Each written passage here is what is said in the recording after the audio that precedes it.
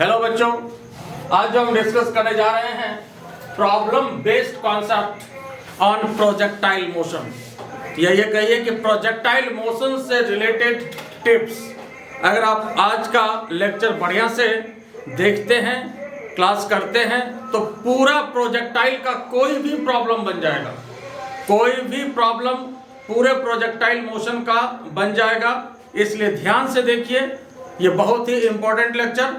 पूरे projectile motion का problem आपका कहीं भी किसी भी किताब से बनेगा इस लेक्चर को समझने के बाद। ध्यान से देखिए, तो हमने कहा ही कि प्रोजेक्टाइल मोशन में चाहे थ्योरी हो या प्रॉब्लम हो, इक्वेशन आपका मेजर रूप से दो ही है जो कि हर जगह काम करता है।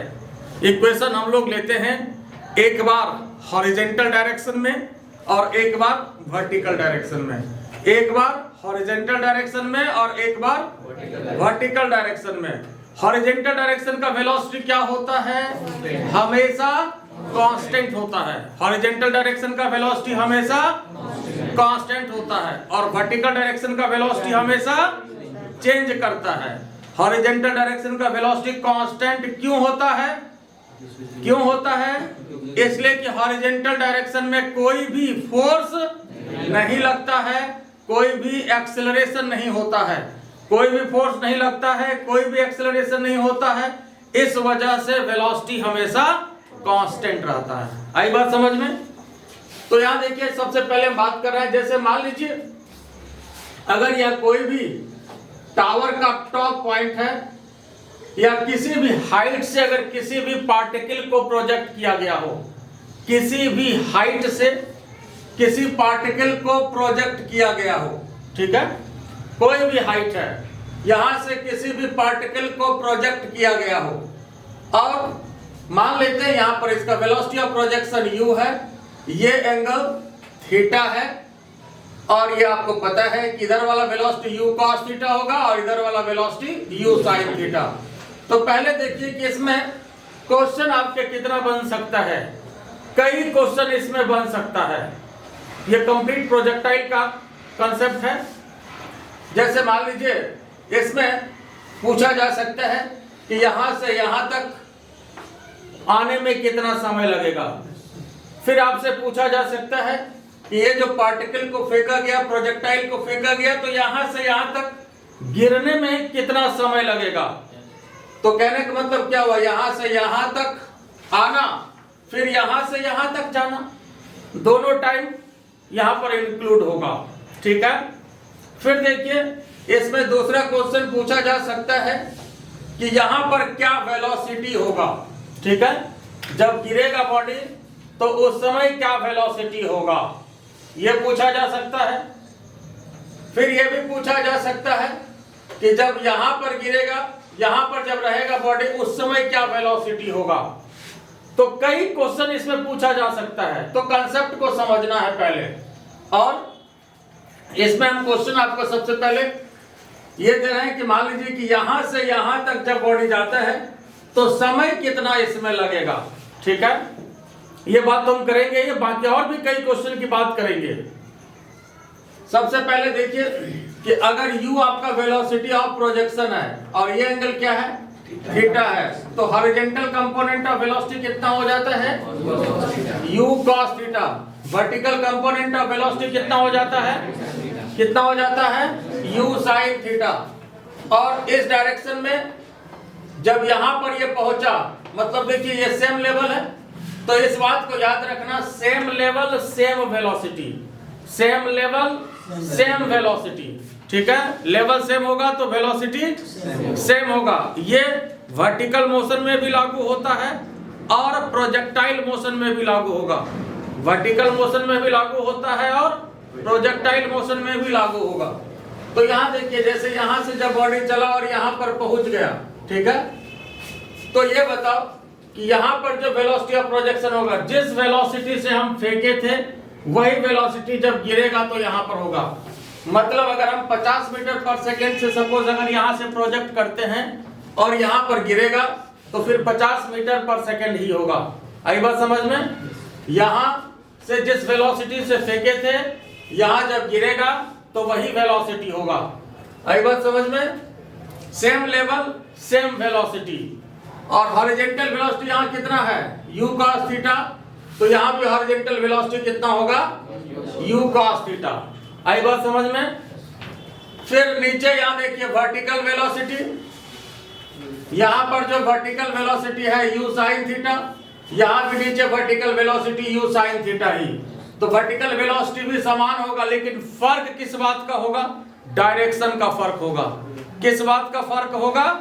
डायरेक्शन का फर्क होगा। यहाँ पर ऊपर है तो यहाँ पर नीचे होगा। आई बात समझ में? बात क्लियर हुआ या नहीं? अच्छा ये बताइए कि अगर मान लीजिए ये पॉइंट हम A मान ले, ये B मान ले, ये C मान ले, तो A से B तक जाने में अगर हम समय की बात करें तो कितना समय लगेगा? A से B तक जाने में समय कौन सा? Time of flight.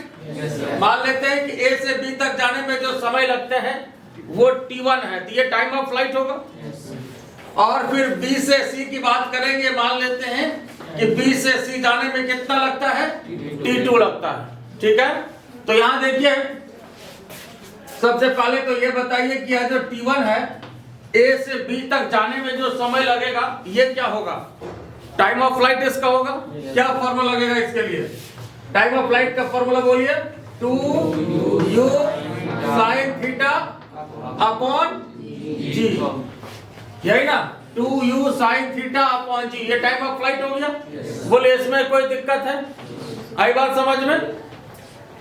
तो ये यहां तक आने का समय हुआ, लेकिन अब सवाल है कि फिर यहां से यहां तक जाने का जो समय ये फिर निकालना पड़ेगा। तो ये तो टाइम ऑफ फ्लाइट से हम लोग निकाल लेंगे, ये तो आसान क्वेश्चन है। ये अगर T1 की बात हुई तो ये आपका इसके लिए टाइम ऑफ फ्लाइट वाला फॉर्मूला लगाएंगे तो इससे ये निकल जाएगा। टाइम ऑफ फ्लाइट की बात इससे हो जाएगी। लेकिन अब सवाल है कि यहां से फिर यहां तक आने में कितना समय लगेगा? तो इसके लिए देखिए ये आपका h है यहां से यहां तक, तो ये भी तो यहां से यहां तक हाइट तो h ही होगा। तो ये h की बात करनी है वर्टिकल डिस्प्लेसमेंट की।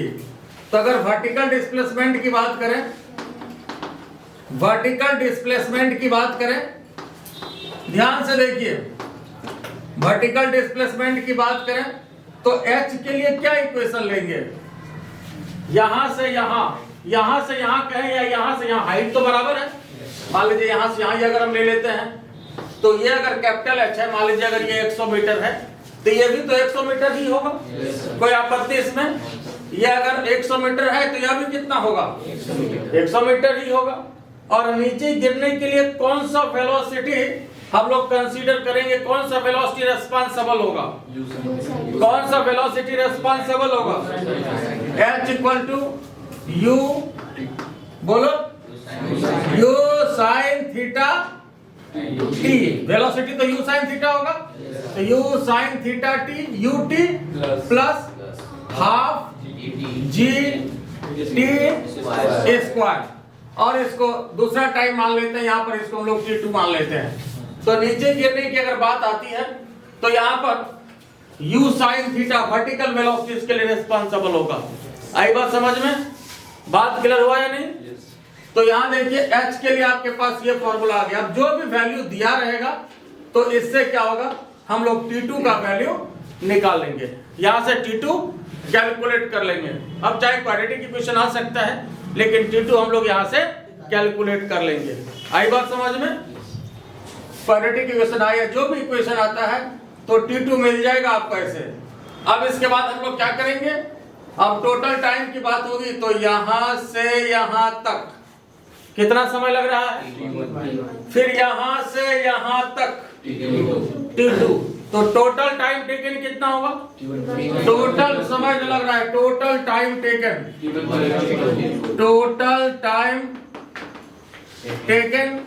To reach the ground, total time taken to reach the ground कितना समय होगा?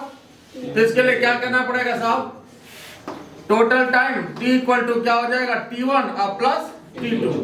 T1 और T2 दोनों को क्या करेंगे? जोड़ देंगे। ठीक है, t equal to T1 plus t2। आई बात समझ में? t equal to t1 plus t2। Total time के लिए क्या करेंगे, दोनों को ऐड कर देंगे। आई बात समझ में? मान लीजिए अगर ये सपोज 2 सेकंड आया, ये 5 सेकंड आया, तो टोटल टाइम कितना आ जाएगा, 7 सेकंड हो गया। आई बात समझ में? अब जो भी टाइम आ जाए तो इस तरह से हम लोग निकाल लेंगे। ये बात क्लियर हुआ या नहीं?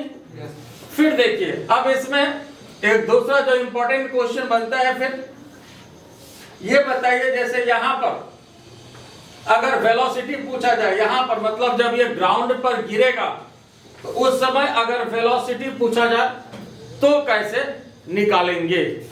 बोले इसमें ये बात पहले क्लियर हुआ? ठीक है, तो ये पहले इसको लिख लीजिए, फिर हम बात कर रहे हैं कि वेलोसिटी कैसे निकालेंगे, इस पर हम डिस्कस करेंगे। पहले इसको लिख लीजिए। अब देखिए, इसी का दूसरा सिचुएशन आपको दे रहे हैं और ये टावर वही है, अगर ये 100 मीटर का है तो वही सेम टावर है। इसमें हमने बॉडी को प्रोजेक्ट किया था ऐसे, मतलब ऊपर से, और इसमें बॉडी को प्रोजेक्ट कर दिया ऐसे। एंगल भी सेम रखे हुए, मान लो सपोज समझने के लिए भी 60 डिग्री है हॉरिजॉन्टल के साथ, और ये भी हॉरिजॉन्टल के साथ 60 डिग्री बना रहा है, लेकिन ये ऐसे गया नहीं, ऐसे, और ये गया था ऐसे। बात समझ रहे हो? ये ऊपर से मारा छलांग और ये डायरेक्ट ऐसे नीचे छलांग। ठीक है, और क्वेश्चन अगर हम आपको ये पूछते हैं कि यहां पर जब ग्राउंड पर ये गिरेगा तो उस समय वेलोसिटी क्या होगा, और यहां पर भी जब ये ग्राउंड पर गिरेगा तो उस समय वेलोसिटी क्या होगा, दोनों क्वेश्चन के आंसर में परिवर्तन होगा? नहीं होगा। परिवर्तन होगा? वेलोसिटी दोनों ही सिचुएशन में क्या होगा? पक्का? वेलोसिटी दोनों सिचुएशन में क्या होगा? सेम होगा, कोई परिवर्तन नहीं होगा। वेलोसिटी का आंसर सेम होगा, वेलोसिटी का आंसर सेम होगा। क्यों सेम होगा, कैसे सेम होगा? तो ये ऐसे सेम होगा, देखो जैसे यहां से अगर ये पार्टिकल जाता है तो जब यहां पहुंच गया फिर तो वही सिचुएशन हो गया। देखिए, फिर तो वही सिचुएशन हो गया, फिर तो यहां से इसको इधर फेंका गया, बाकी थीटा वही है। देख लीजिए, वो सिचुएशन और ये सिचुएशन अब सेम हो गया। तो अगर वेलोसिटी की बात करें तो ग्राउंड पर जब पहुंचेगा तो आंसर उसका सेम आएगा। अगर इसका आंसर मान लो कि अगर 80 मीटर पर सेकंड आता है, सपोज जो भी आता है, तो यहां पर भी 80 मीटर पर सेकंड ही आएगा। और इसको समझने के लिए आप समझ सकते हैं, मान लो अगर वर्टिकल मोशन की बात करें, देखो वर्टिकल मोशन में अगर हम ये कहते हैं सपोज कि 40 मीटर पर सेकंड से अगर हम इस बॉडी को ऊपर फेंकते हैं, कैसे 40 मीटर पर सेकंड से कैसे फेंकते हैं? ऊपर फेंकते हैं, और फिर 40 मीटर पर सेकंड से इसको हम नीचे फेंकते हैं, तो जब ग्राउंड पर गिरेगा तो दोनों का वेलोसिटी क्या होगा? ग्राउंड पर जब गिरेगा तो दोनों का वेलोसिटी, मान लो कि दो बॉडी है ना, सपोज दो बॉडी है, एक बॉडी है एक बॉडी है, एक को हम 40 मीटर पर सेकंड से ऊपर फेंकते हैं और इसको 40 मीटर पर सेकंड से नीचे फेंकते हैं, एक ही जगह से। जब ग्राउंड पर गिरेगा तो इस दोनों के वेलोसिटी में कोई परिवर्तन होगा क्या? मान लो ये चौक है, ये पिन है, दोनों को वेलोसिटी में कोई परिवर्तन हो गया होगा क्या? नहीं होगा। इसलिए कि अगर हम इसको 40 मीटर पर सेकंड से ऊपर फेंकते हैं तो जब ऊपर जाएगा फिर वहां से नीचे आएगा, तो यहां पर जब ये पहुंचेगा तो इसका वेलोसिटी 40 मीटर पर सेकंड ही नीचे की तरफ होगा, और इसको हम 40 मीटर पर सेकंड नीचे दे ही रहे हैं, तो दोनों तो सिचुएशन सेम हो गया। और पूछ रहे हैं आपसे हम वेलोसिटी, तो वेलोसिटी के आंसर में कोई परिवर्तन नहीं होगा। हाँ, परिवर्तन किस में होगा? हाँ, अगर टाइम पूछें तो निश्चित रूप से क्वेश्चन चेंज कर जाएगा। बात समझ रहे हो? लेकिन वेलोसिटी के आंसर में कोई परिवर्तन नहीं होगा, लेकिन टाइम पूछे तो इसको ज्यादा लगेगा, इसलिए कि ये नीचे से ऊपर जाएगा, फिर ऊपर से यहाँ आएगा, इतना टाइम तो एक्स्ट्रा हो गया इसका, उसके बाद फिर से सिचुएशन। बात समझ में आ रहा है? तो यहाँ पे वेलोसिटी के आंसर में कोई परिवर्तन दोनों में नहीं होगा। लेकिन अब सवाल है कि वेलोसिटी होगा कितना, निकालेंगे कैसे, तरीका क्या होगा? तो यहाँ देखिए, हम इसको समझने के लिए थोड़ा ऊपर मान लेते हैं, है तो यहीं पर, समझने के लिए थोड़ा यहाँ पर हम मान लेते हैं इसको। मान लीजिए यही ग्राउंड है, तो ये बताइए हॉरिजॉन्टल वेलोसिटी क्या होता है? यहाँ पर हॉरिजॉन्टल वेलोसिटी क्या है? u cos थीटा, और ये हमेशा ही क्या होता है? This is the backbone of projectile motion. Horizontal velocity हमेशा क्या होता है? और वर्टिकल वेलोसिटी तो बदलेगा, वर्टिकल वेलोसिटी बदलेगा। ये मान लो हॉरिजॉन्टल, इसको मान लेते हैं vx, और ये वर्टिकल वेलोसिटी यहाँ पर ये मान लेते हैं vy। अब vy क्या इतना होगा क्या? vy तो इतना नहीं होगा, तो क्या करना पड़ेगा? vy को तो निकालना होगा। क्या करना होगा? vy को निकालना पड़ेगा। अब आइए vy को कैसे निकालेंगे जरा देखिए, समझिए।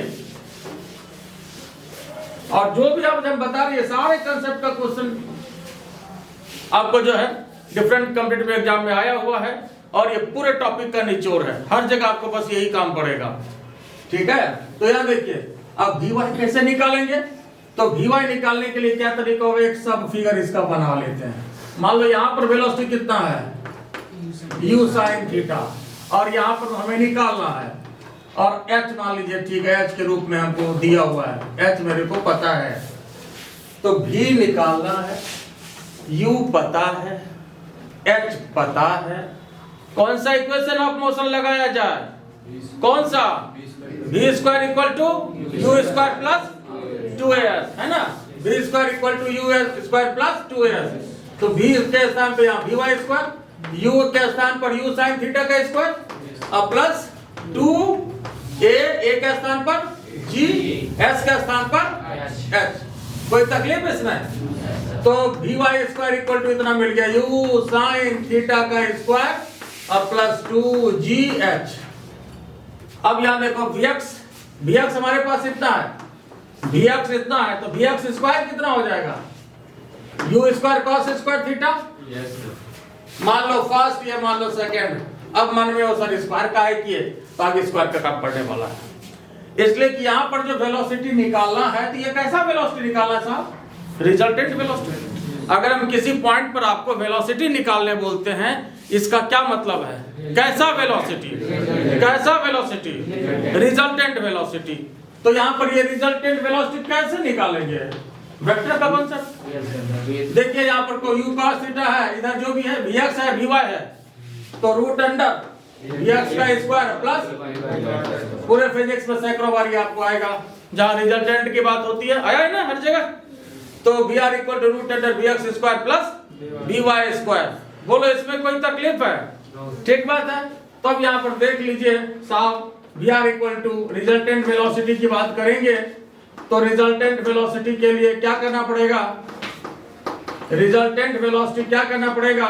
vr equal to root under vx square plus vy square, vx square plus vy square.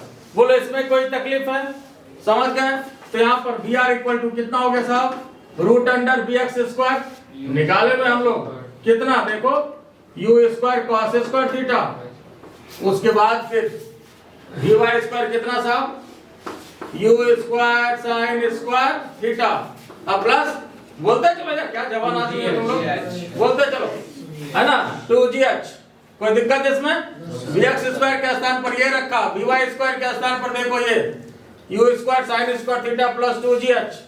अब यहाँ पर एक देखिए खास बात और आपको यहाँ पर एक मिलेगा इंटरेस्टिंग चीज, u स्क्वायर कॉमन हो गया, cos square theta plus sin square theta plus, कोई तकलीफ इसमें? ठीक बात है। तो cos square theta plus sin square theta, cos square theta plus sin square theta. ये बहुत इंटरेस्टिंग मिला आपको, क्यों? तो जरा देखिए, कहने का मतलब आप वेलोसिटी निकालने के लिए इस थीटा की तो कोई जरूरत थी ही नहीं, ठीक।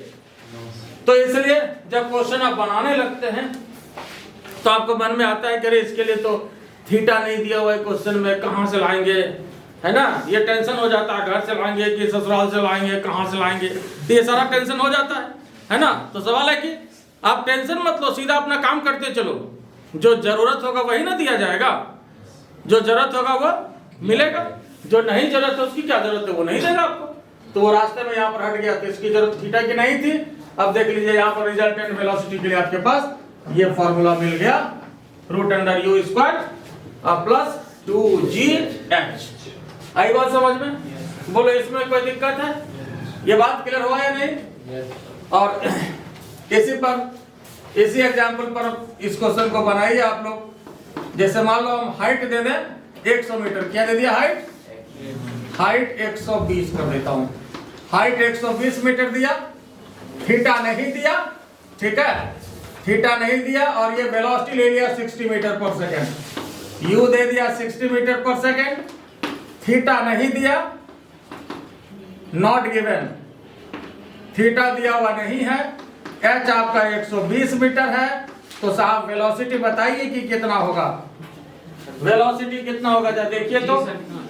हाँ जी 10 ले लीजिए, कोई बात नहीं जी, 10 ले लीजिए जी, 10 ले लीजिए। और आपको हम ऑप्शन भी दे देते हैं, ऑप्शन भी दे दें। तो फिगर इधर हटा दे, ऊपर बनाओ आप लोग। अच्छा लिख लीजिए, लिखिए इसको, उसके बाद बताइए इसका कितना आंसर आता है। थोड़ा मैं साइड होता हूँ, लिख लो। फिर देखिए ये आया आपका बना क्वेश्चन। इसमें हमने क्या दिया, u 60 मीटर पर सेकंड दे दिया, थीटा दिया हुआ नहीं है, थीटा नॉट गिवन। h आपको 120 मीटर दिया हुआ है। हाइट ऑफ द टावर, या जहां से भी फेंके टावर हो या कोई ऊंचा बिल्डिंग हो, तो प्रॉब्लम है, कुछ भी हो सकता है। 120 मीटर है। ग्राउंड पर वेलोसिटी आपको निकालना है और आपको g10 लेना है। तो यहाँ पर वेलोसिटी आया कितना हमारा, √u² प्लस 2gh, यही ना आया। थीटा वाला फैक्टर खत्म हो गया, थीटा की कोई जरूरत नहीं है क्या, थीटा की कोई जरूरत नहीं है। तब यहाँ पर जो रिजल्टेंट वेलोसिटी का मिला हमें फॉर्मूला इसमें पुट कर लेना है। तो वी आर इक्वल टू, अब ये कोई फॉर्मूला नहीं, ऑलरेडी ये प्रॉब्लम है, तो यहाँ पर इसको पुट करिए।